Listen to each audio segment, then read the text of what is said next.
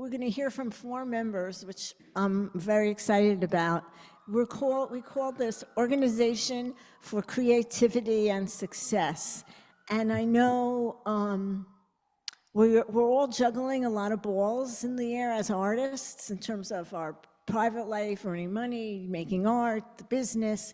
And we're going to hear from Judith Kruger, Juliet Martin, Yvonne, Lamar-Rogers, and Susan Knight about how they manage it. And I'm fine, okay. And, oh, thank you. Water. So they're all, I think they all have something really excellent to give to us. Sorry, I'm distracted. So the first person who's speaking is Judith. We have 2 people online and 2 people in the room. So, and we've given them 5 to 8 minutes so that we can finish in time, but hopefully that will be enough time. And we'll save questions for the end if we have time. And also, I think this will just generate a lot of conversation for our small groups, which we will hold afterwards. Okay? So, do you want to highlight Judith? And I will say that all 4 of these women have very different practices and their work is different. So I think it'll be really interesting to hear. Thank you. And thanks. Can you hear me? Else. Okay, we see you. Okay, can you hear me? Can you Yes. hear me? We can, but can you can you be louder for Zoom, for the room? Can you hear me now? That's good. Okay. Yes, thank you. Okay. So when I was first asked, I thought, am I really organized? I'm not sure. And then by the time I took a few notes and assessed how organized I am, it's amazing how almost OCD I think I am. And I want to preface this by saying my methods might not be for everyone, just pick and choose. I'm going to show some studio shots at the end. I'm going to talk a little quickly because I'm under time constraint. So I think regimentation and compartmentalization is really important. I thrive on self-imposed rituals and routines. I no longer bring my computer to the studio unless I have a Zoom, webinars, something like that. And because I found that breaking it up and sitting at my desk or sitting at my drafting table and going to do work was too segregated. So I decided to just have my phone in the studio. I try to be in the studio no less than 4 hours at a time, and at least, or let's say around 5 days a week, unless I'm traveling. I do my left brain tasks always at home in my office that you see, and on trains and in airports, etc. I treat my art practice like a business, and I give myself goals and deadlines weekly, monthly, and seasonal as well. So I'll say, I'm going to get this done in the summer or this done this winter. I do my writing first thing in the day or after the studio at night. And I juggle a lot, like all of you, mentoring, researching my work, coaching, grant proposals, teaching contracts, planning a Japan tour, another one, materials ordering, et cetera. And I order materials for over 50 people as well from Japan. So that takes a lot of time. I do that at night. My West Coast and Japan calls and Zooms are at night, and my East Coast ones are in the morning. It works for me to go to the gym at lunchtime. I'm not a morning person. So if I say I'm going to do it in the morning, I'm probably not. And if I say I'm going to do it after work, I'm too tired and I just want to go home. So that's not going to work either after the studio. So lunchtime, I can run out and be back. And then mindless things like social media have to now happen in bed in the morning or in bed at night, because as we all know, I could sit in a chair in my studio and forget that I just wasted a half hour of my precious studio time. And so the studio time is sacred, I'm sure, for all of us. I have a studio assistant. She comes 1 to 2 days a week from 1 to 4 on the same day. So I never have to say, are you coming next Wednesday? Did we decide on next Thursday, etc.? It's the same days, usually Monday and Friday. And that allows me to work on the weekend 1 day. I'm trying not to go in 2 days on the weekend, which I was doing. I schedule doctor's appointments all on the same day, and then usually go to the grocery store on that day or errands, etc., so that that's all done. If I start writing or doing business work at home in the morning and I see that I have a whole grant to write for somebody, or I'm writing a statement or proposal for someone else, or something for myself, or working on my website, I definitely decide to eat lunch, stay home, and if I don't go to the studio that day, then I can have a full day the next day. I use the Notes app, the Reminder app, bookmarks. I have probably hundreds of bookmarks saved on my computer, on my phone, and I auto download into QuickBooks from all my credit cards and my bank, etc. So all I have to do is reconcile and get the things to my account, and I'm all ready for taxes for this year. I use sticky notes on my computer for recurring things like tax resale filing, and how much I said to an art consultant that a piece would be. I'll never remember that again, but I have a sticky note for that. And then the biggest shortfalling is that I haven't yet used an inventory system.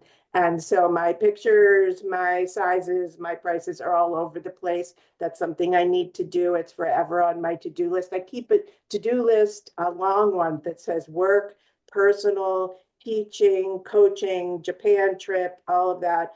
And then I put everything on there. And then I highlight the ones that are important and time sensitive. And then every day I pull at least 3 of those things plus my daily appointments onto a piece of paper. And so that's my to-do list for the day. If I have any more than 3 things, then it's just like having an extensive to-do list, and then I don't feel like I accomplished anything. If I accomplish those 3 things and can cross them off, it's great. There's nothing better, as I'm sure we'll all agree, of crossing things off manually with a pen and a pencil rather than an an Excel spreadsheet, which half the time I never look at. So I'm more of a manual person. And then I have some studio shots. Emily, if you pull them up, I'm ready to show them.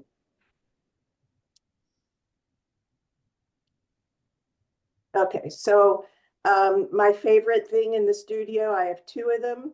One is this U-line flat utility shelf, and I actually put a top on it, which I'll show you. And then Emily, next. So this is the one that holds all of the materials, the top and the bottom. The other one has a flat top, and I put a tabletop on it. And I wheel them all around the studio, and it's so helpful. It's my framer that ordered them for me. I think he gets a discount. And they were just fabulous. I hate using Uline because of their Trumpiness, but I haven't found anything better. So I ordered them from Uline. He ordered them from Uline, actually. So maybe I'm okay with that. Next. So here it is in my studio. Here's the one that I put a tabletop on, which is a little not as wide as it should be. It does move around a little, but I'm careful. And then the back one is the one that holds the materials, and I just wheel them all around. They get messy. I cleaned it up, the one with the tabletop often. So I cleaned it for this picture. It was a little more cluttered. So next.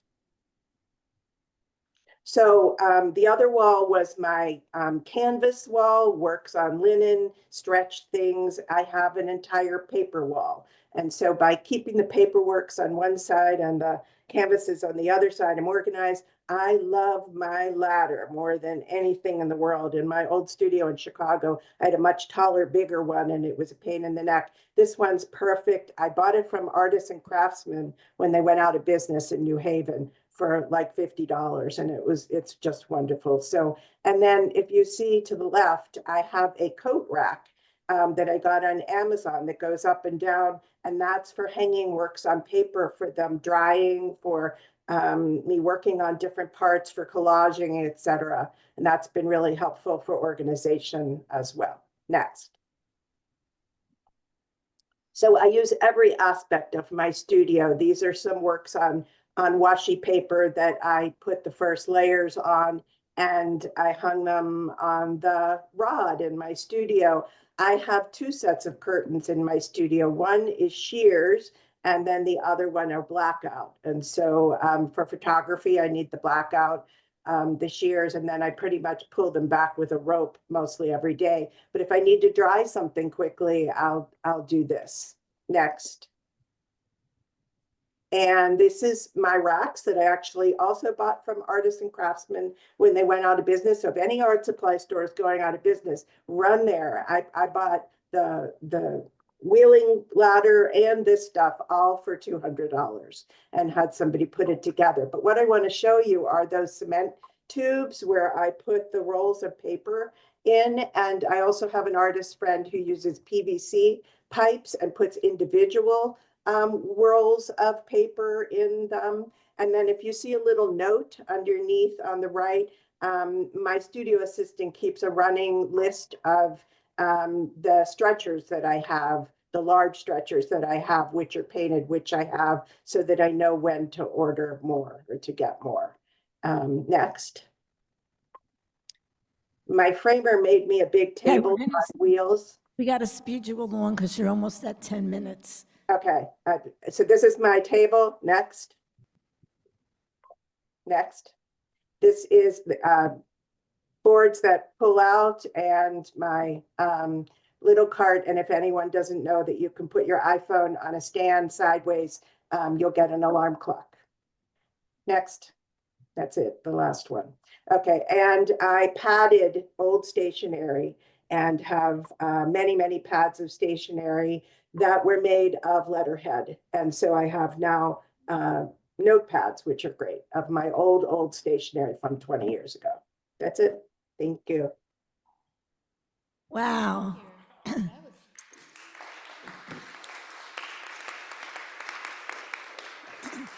Everybody's clapping, Judith. You can't hear it. That was extraordinary. And I almost want to have you back and spend 10 minutes on each section. There were so many things I'd love to learn more about. Thank you. That was so helpful. And who did I say was next? Okay, Juliet, come on up.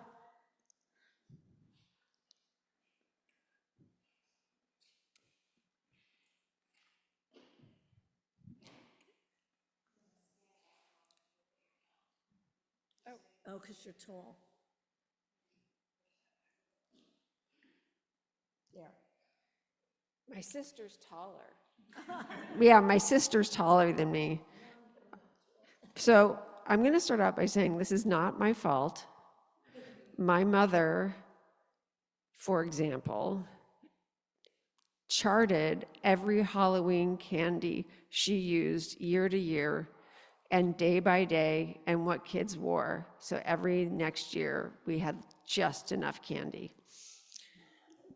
So it's my fate. I'm a fiber and mixed media artist. I'm going to be talking more about organizing my process than as much as my space, because I think structuring actually leads to a fair amount of freedom, especially within your creativity. To get my brain ready after breakfast, closer? Oh, woohoo! To get my brain ready after breakfast, I read art theory or art catalogs or bios. It really helps keep my ideas fresh and keeps my artist statements sort of a little more interesting. But I do that for 20 minutes every day after breakfast. I read in the morning because if I read at night, I pass out, and then I also can't watch bad television. Also, if I read at night, I don't retain as much information. After I read, I draw every morning.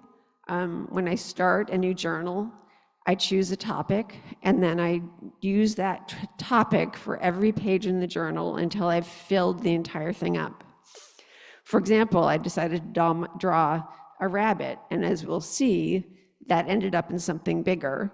But I drew rabbits every day starting on September 29th, 2023, maybe. But what's nice about it is every morning I go to draw, but I don't have to worry about the topic. I don't have to worry about what it is I'm doing. And it really becomes about the physical process of drawing. Sometimes those things lead to projects. Most recently, I was saying I have the rabbit collection. I've been doing that for about 2 years, and that at first, when I started drawing the rabbits, it was just a way to fill the time, but the more I drew them, the more I felt attached to them. And now I have a solo show coming up in April using all those rabbits, which I've also used in past exhibits, but it's been a wonderful way to not think about drawing because you're just doing it. I'm lucky enough to not have a full-time job, but as was said, my art is my job. I wake up at the same time every morning. I have my procedure. I go to work where I force myself to work throughout the day. I don't give myself the option to not go to work. I balance my artwork with the work I do for my co-op gallery. For the gallery, I write their press releases, I do their price lists, I help with their website, I sit the gallery. So this is overwhelming. So in order to deal with that sort of responsibility, I really strictly plan my calendar around the events. I know when there's going to be a show that 3 days before the show, I have to do the price list. It's on my calendar for the next year, every month, blocked off. That way, I can work on my artwork and work on my work for the gallery without worrying that I'm going to have to worry that I won't be able to have time. Because when it's structured for me, I can work a little more freely. I work in series. So after I finish a collection and it's time to start something new, I call that weaving purgatory. At that point, I hate my work, I hate myself, I hate my cat, I hate everything I do, I hate my husband. And even though this happens every time, I somehow always feel like this is the one that will never, ever, ever happen. So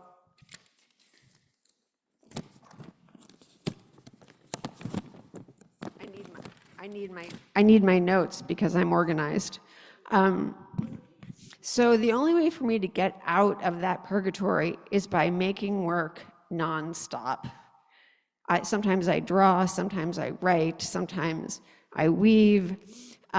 It doesn't happen right away. I make a lot of bad work, but then I will find something that feels right and I can start my collection. I do have things I don't make art from 9 until 9. I have my resting spots, which I think are as important. As was said, I work out around 4:30, and it really rejuvenates me to work for the rest of the day. I also leave my loom set up, so if I'm sort of at a pausing moment and can't figure out what to do, the loom is there, and I can create. And that sort of meditative process, I think, is important to have throughout the day. I think having something where you can sort of put your mind at rest will only increase the quality of your work. After I resolve a collection, and I finish a piece, I photograph it and catalog it right away. I do my own photographs, so I know that's easier for me, but for what I'm going to describe, you don't need your final photos for this. I catalog it in a spreadsheet that has a small image of the piece, and then the title, the size, the materials, the date, the price. This is great because when I enter shows, everything is right there. I don't have to find the piece and measure the piece and get everything together. It's also nice to do it as it happens so you don't end up having to record 20 pieces at the same time.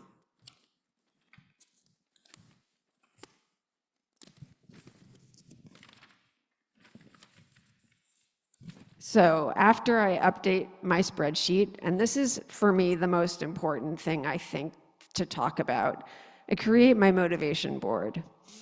I create my own digital portfolio. The photographs are uploaded to my secret web page, one the public can't see. As I do work, I put them online. This way, when I'm working and I want to look at my full collection and see what's a good way to keep going, what pieces didn't work, do I need more silver in my work? It's a great way of having a really good sense over what's happening in your collection and what can you do to bring that forward in a creative way. You know, when everything's packed away and you can't see it, things can kind of get wonky.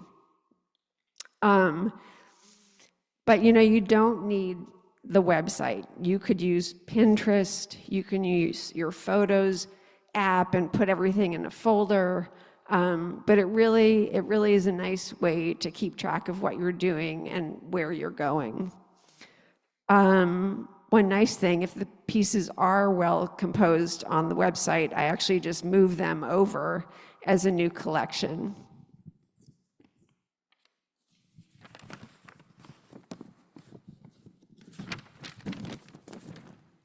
We're almost there. So another spreadsheet I make is a list of all the calls I've answered and all of the galleries I'm interested in and the nonprofit spaces.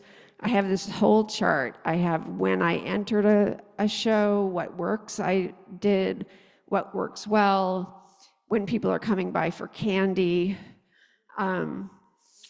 After a show is done, I put everything away and embrace my label maker. Pieces go into boxes labeled, not only with the show, but with which pieces are in each box, so I can find them very easily. The two things I would encourage is sketching or some sort of process to wake up your brain in the morning, and then organizing what you're doing so you don't have to answer that question, what's coming next? I feel like if you set up structures that sort of allow you to work without worrying is a really great way to put together your time and your creativity. And then you can have a glass of wine and a cupcake.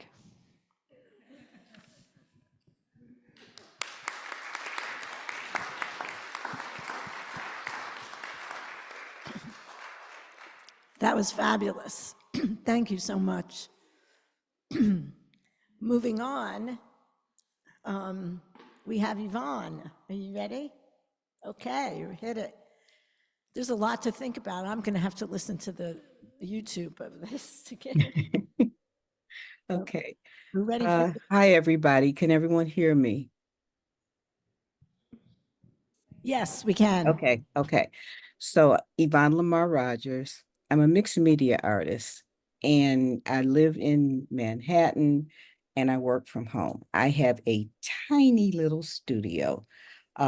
It's the smaller bedroom in our apartment, about 250 square feet. And you can see stuff. I have to be organized because I do so many different things. There's the mixed media collage and sculpture, mostly from found materials, rubber stamp carving, printmaking, jewelry, note cards. Because I do so many different things, I have to have everything in all of these containers that you see behind me. And yes, I know where everything is. I've had people come in when they can get in here and say, "Do you know where everything is?" Yeah, I do. Um, in doing my collage, I paint a lot of my paper. I use paper that I paint, I use found paper and all of that. In order to keep it in order, I put all of my paper in folders. Some of the folders you see back here, and each one is labeled black and gray, red, orange, yellow, blue, green, brown. Then that way, if I'm working on a particular subject or particular series, then I can go and pull the paper out. Um, that's about where I go with that. I have my materials for dry, and I have my materials um, for wet. So that's the acrylic paint, the watercolor paint, the pastels, all of that stuff. Um, like I said, because I do so many different things, I have to be organized as far as where my supplies are, keeping up with them. Whenever I get ready to work on a new project, I make sure I have what I need. If I need to order it, if I need to go and pick it up or whatever. I believe everything should have a home. When I say that, that means when I finish with a project, everything's a mess. When you have a little space like this, everything is all over the place. I have to stop, put everything where it goes, get it out of the way so that I can start over again for the next project. I experiment a lot using a lot of different techniques and materials, as I said before. Um, these plastic containers work well for me. Okay, I have a couple of tables in here. Uh, not they can't be too big. I can't work big because I don't have a lot of space, but it serves me. I like working from home. Could I use a big, beautiful studio? Of course I could. But I think in all of the years I've been doing art, I enjoy working at home. I'm not as structured as some of the other artists have spoken. Um, I'm pretty flexible. It depends on what I have to do. If I'm working on a particular series, if I have a project I'm working on, then I come in here after I always have my breakfast, and I usually, while I'm having breakfast, um, I may watch the news as long as I can stand it, and then that goes off. When I come in my studio, I turn on my music. That's the first thing I do. I have my notes. I keep all kind of little journals and books that I make, and I can look at where I am, what I'm working on now, and go from there. Like I said, as far as a work schedule, I honestly don't have a set schedule. Um, it just depends on what I have to do. I do treat I do treat my art making as a job. It's my work. So after breakfast and all of that, and I do my stretching, um, I get dressed. I get dressed to come in my studio and I can close the door. Um, I can usually only work on one or two pieces at a time because I don't have space to do a lot of things. On one table, that may be uh, the actual project I'm working on, where the other table, if I need to paint paper, if I need to do varnishing, making gel transfers or whatever, I'll do that on the other table so that can be drying while I'm working on things. Uh, I'm fortunate in that I have a wonderful partner, my husband. He's very supportive of me. I don't have an assistant, but if I need anything, I'm working on a project, and I've got deadlines coming. he'll say, do you need me to go pick up anything for you? So as long as I give him a picture of it, on his phone and write down exactly what I want, he'll run over to Blix or wherever and pick it up for me. And I'm really grateful for that. I can come in my studio and I can close the door. He don't bother me. And I love that. If he needs something, he'll knock on the door, rap on the door, and he'll ask me if I need anything. Sometimes it's like, depending on the time of day, yeah, I could use a cup of tea, or later on, yeah, I can use a little wine. I'm good with this project now. One of the things that's really important to me, and I've been learning this, is self-care, taking care of myself, taking care of my needs, making sure I don't overdo it. I don't want my life to be so structured that there's no room for me to enjoy this life, to enjoy uh, my husband and the life we share, to spend a little time with friends and family. All of that makes my art making possible. It makes it doable. Um, we do go out. There was one thing else I wanted to say. I remember um, my mother, after she retired, she said, I was talking to her on the phone a few years ago, and she was complaining about being so tired from all of her activities. She volunteered for this and she volunteered for that. And she said, I just have too much to do. And I said, well, Mom, you don't have to do it. You're retired now. Well, that happened to me too after I retired.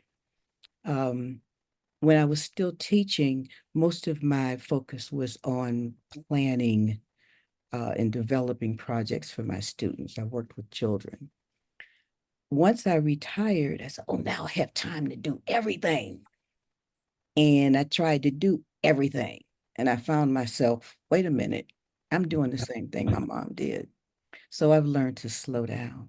I've learned to say no sometimes and uh, just make sure I'm okay and that I can produce what I want to produce and feel good about it, and do some shows here and there.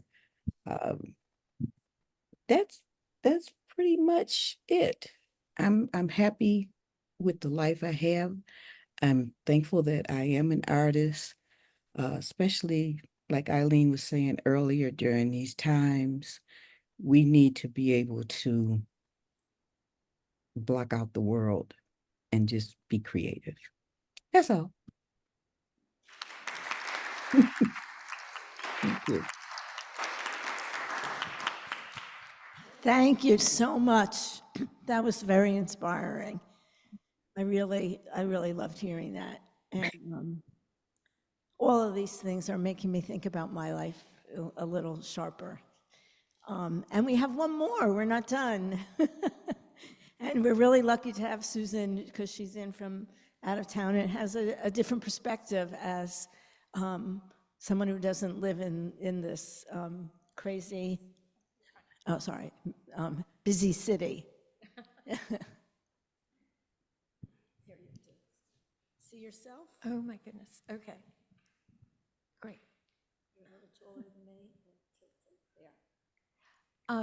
Hello, everybody.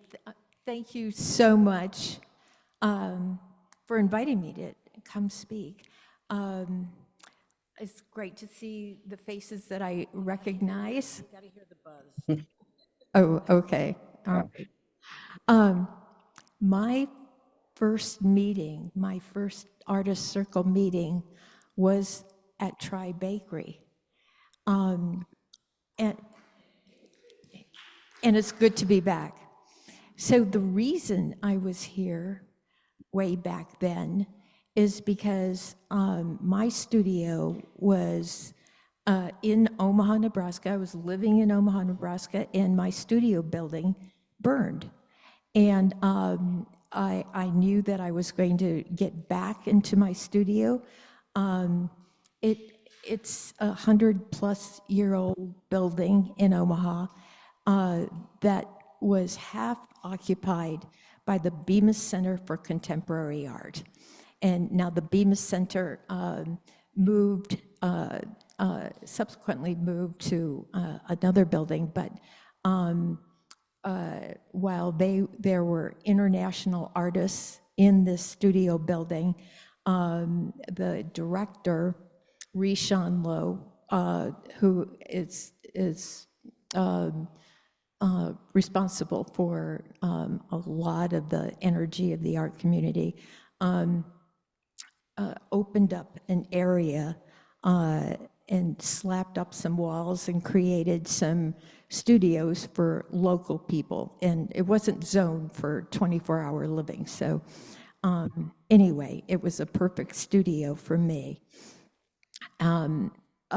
So I was working there. I was looking for structure, but it was an outside structure. It was like a brace for me, and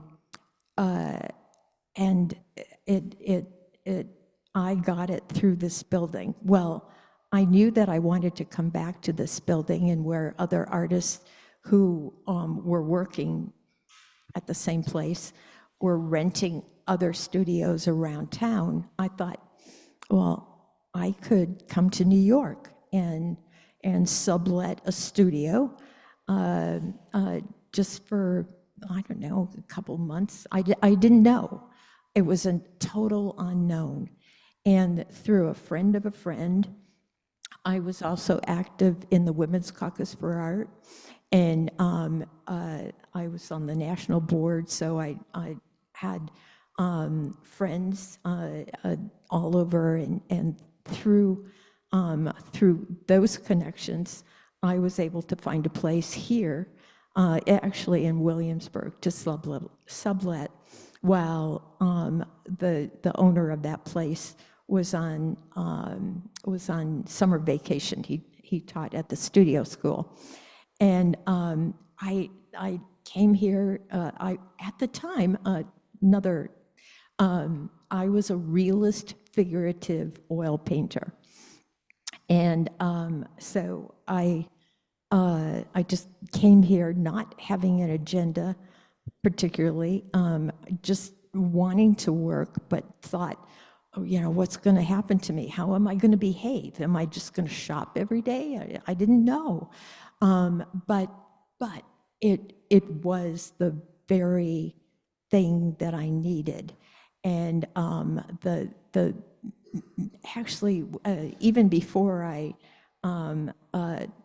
was on New York soil, I was focused, and just knew that I was going to work. So it worked out that first summer, a couple of months. The studio school has a 3-month summer vacation, so could have gone into 3 months actually. I grew. I holistically grew as an artist, and it worked out so well that I came back the next year. And the next year was an aberration in that I came wanting to still paint, but I also wanted to participate in a show about rivers.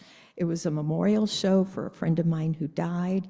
I knew that I didn't want to paint the river that I grew up on. I didn't want to photograph the river that I grew up on, but I needed something for this show. And so I was back in the studio in Williamsburg, and I had seen the show called Architectural Origami at the Museum of Art and Design, and it was a fabulous installation and fabulous work, and I knew that I could cut a map of the river that I grew up on, and and I thought it was a one-time only thing. So it turned out to be a 42 by 80 inch map of the river I grew up on. And for the first time, here I am, this realist figurative oil painter. For the first time, I was working from my brain, from my head. I wasn't using any kind of photographic research that I had done. And it gave me this amazing feeling of freedom.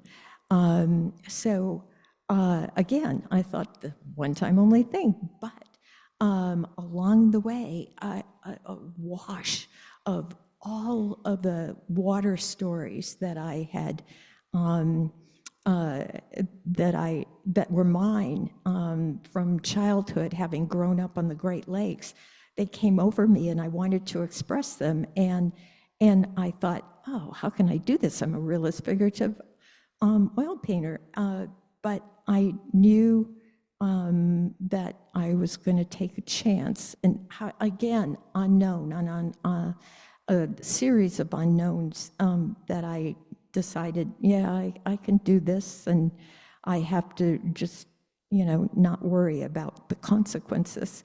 And so those first pieces, well, actually, the first two series were narratives, and then that gave way to doing some research. I'm married to a scientist, and I had respect for the scientific process, the deconstruction, reconstruction, and so I got involved. I left the narratives and got involved in the physics of water, the actions of water. I never, always interested in the philosophy and metaphysics of water, but that never found a particularly good expression of that. Anyway, what you see in the show, and I'm so, thank you to Fran for curating me into the show. What you see now is, well, I followed water. And when you follow water, you are cognizant of climate change. And what is expressed in the two pieces in the show is that water, and for me, specific to Lake Michigan, is a sentinel for climate change. It sends signals that are there, not because you see them. It's still, the lake looks as beautiful as it ever was, but there are all these signals about how the different processes, how the different cycles are changing, and how when one cycle changes, it affects the next cycle, and all of a sudden you have total ecosystem failure. So that's what you're going to see are the signals in my work, in Water's Voices. So.